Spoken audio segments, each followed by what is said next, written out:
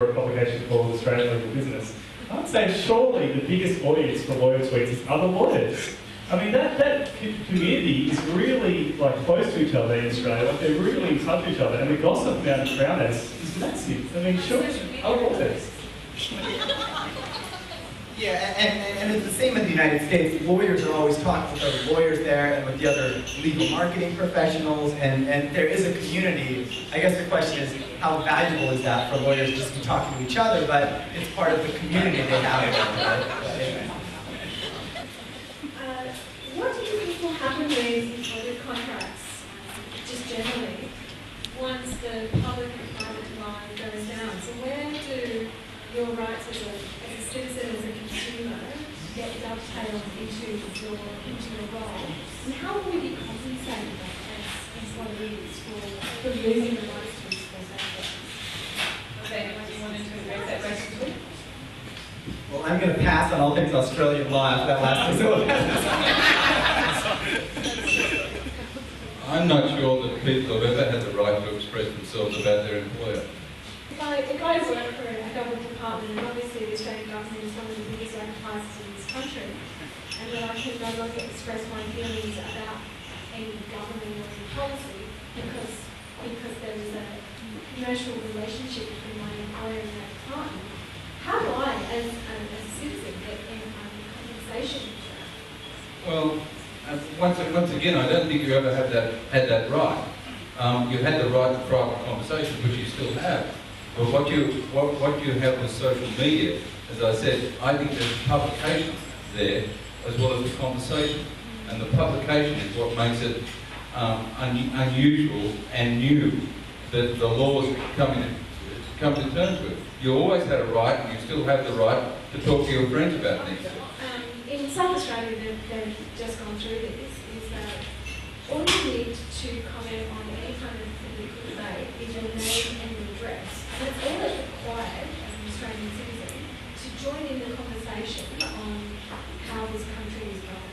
Once you bring in somebody's employer into that debate, I think it changes the entire landscape of what being an employee is all about. Yeah, I just want to add to that. I think that this issue is going to become more prevalent as we've all no doubt been reading that the federal government is starting to develop some kind of social media policy. It employs a crapload of people. So assuming that, all right, well, federal government goes, we have whatever, 80,000 employees, now nobody's saying anything bad. I don't know that that's going to work. And I agree with you, I don't know where that divide is, because I'm sure there's a lot of people who work in health services that want to criticize the health services or funding or whatever. But it's this weird question of when did it all become considered publication? I mean, I understand the context. Is that now all of a sudden everything we say is auditable? But just because, yeah, is it just because it's auditable therefore everything is assumed to be a formal on the record conversation? I'd like to also extend that maybe a little bit and say, well, what does it mean to be a citizen? So, as a citizen, you have a right to have a public opinion about public debate. And can I be tracked down? Can I be covered by ASIO? Can I be investigated by security services? You know, where does this conversation end, and who's listening to it? I think what I'm getting from the crowd a bit is that there's this sense that things are somehow unfair. You know, like it's unfair that people can monitor our tweets and work out who we are and what we think about things. And we can. Yes, and I think that there's no real easy solution. I mean, there never has been an easy solution to free speech, ever in the whole history of democracy. You've always had to consider what the relationships were when you said something publicly and what impact they would have. And I think you've got to be careful, yes, but do I think that companies these days are going to crack down on you if you're commenting on something general about the company? Not really. Like, there's a maturity happening out there in the social media space, and especially in government. I mean, if you're working for the Department of Communications and you comment on the National Broadband Network in a vague way, I don't think they're really going to come down hard on you that much. You know? But if you're working on that specific area and you're the manager of that contract, you probably shouldn't be commenting on that topic anyway. Even going back to 1800s, you shouldn't be commenting on that sort of stuff in public, you know, on blocks on the side of the road. So nothing's really changed. It's just that technology has sped everything up and made everything easy to access. Like So just a little footnote about the government thing. There's a really frantic, frenetic debate going on at the moment amongst public servants around what they can say in public and what they can't, and how they say it. And I don't think anybody really knows what the answer is yet, because there are some very broad guidelines. You know, if you're a public servant in the federal government, there are some very broad guidelines around what you're supposed to do and what you're not supposed to do. But when it gets down to the specifics, people are scratching their heads a bit. And I had a really funny experience 18 months ago.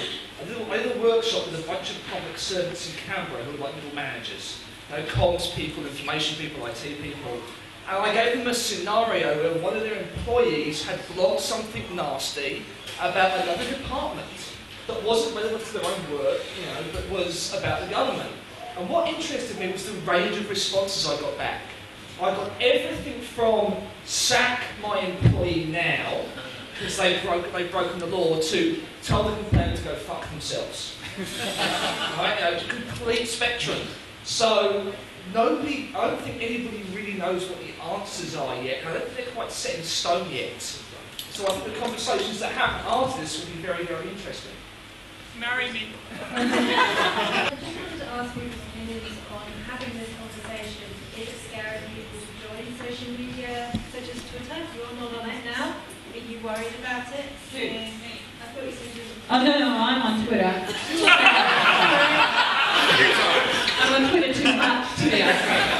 But not being on it, people, are they scared of not joining because of what they're hearing today? Because I'm all for just trying something, going for it in the social media space, and you're learning as you go along. Especially it's accepted at the moment that not everything is going to be perfect that you say, and the community that's on it is more accepting.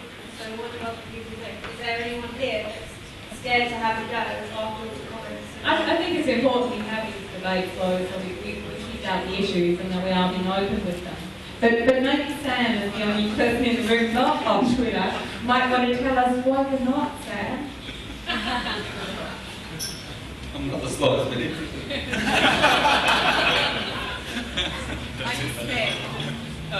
No, I don't see any value in it for me. You know, I don't have friends on Twitter.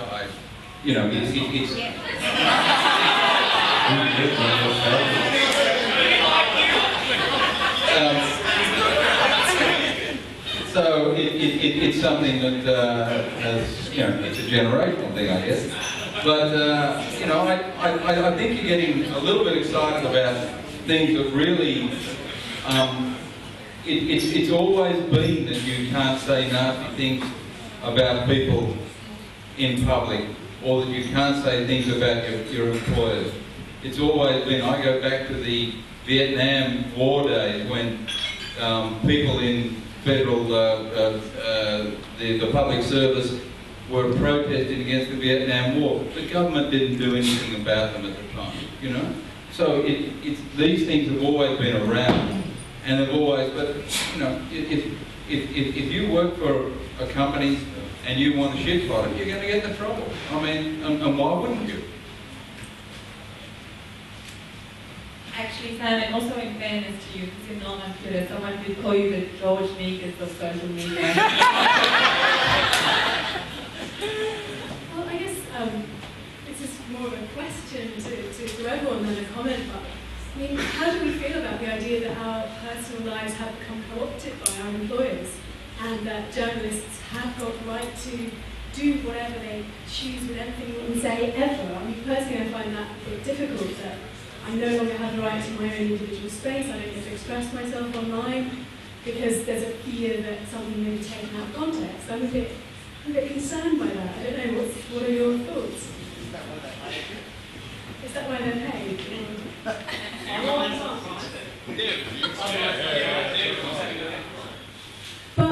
I'm not a celebrity, so, and I'm not a person of place, so why should it be?